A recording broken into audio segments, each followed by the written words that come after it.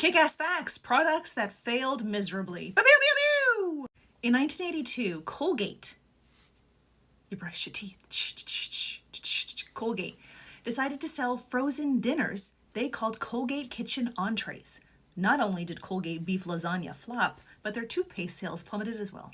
In 2000, Heinz began producing green, blue, and purple Easy Squirt ketchup in matching colored bottles. They did this to cater to kids who were already and still are among ketchup's largest consumers.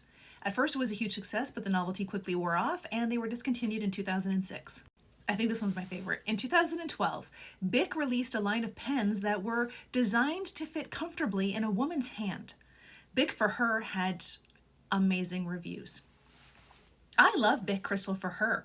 The delicate shape and pretty pastel colors make it perfect for writing recipe cards, checks to my psychologist, I'm seeing him for a case of the hysterics, and tracking my monthly cycle. Obviously, I don't use it for vulgar endeavors like math or filling out a voter application, but Bic Crystal for Her is a lovely little writing utensil all the same. Ask your husband for some extra pocket money so you can buy one today. In 1998, Frito-Lay introduced new fat-free potato chips. People got caught up in the hype of this miracle food, and within the first year, sales reached $400 million.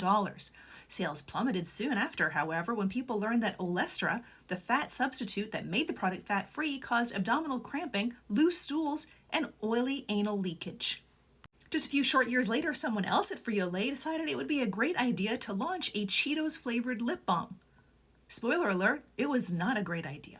In 1992, Pepsi introduced a new product called Crystal Pepsi. They thought it would be healthier if it was clear. The product died a year later. David C. Novak, who is credited with introducing the concept, admitted, "It would have been nice if I'd made sure the product tasted good." In 1999, this Rejuvenique facial toning mask was launched. This mask was intended to tighten facial muscles with shock therapy. Consumers revealed that it felt as bad as it sounded. In 1982, Atari released E.T. the extraterrestrial video game. It spent 5 weeks in development. Most games usually take months or years to program. It sold miserably and was notoriously difficult. Atari buried the leftover copies in a landfill. It was often cited as one of the worst video games ever released. In 2013, Burger King introduced a new menu item they advertised as a healthy alternative to traditional French fries, Satisfries. Used a less porous batter, which caused the fry to absorb less oil than regular fries during cooking. Satisfries were made with a healthier recipe. Burger King failed to convey the difference to consumers, and they charged more than their regular French fries. They discontinued the fries in 2014.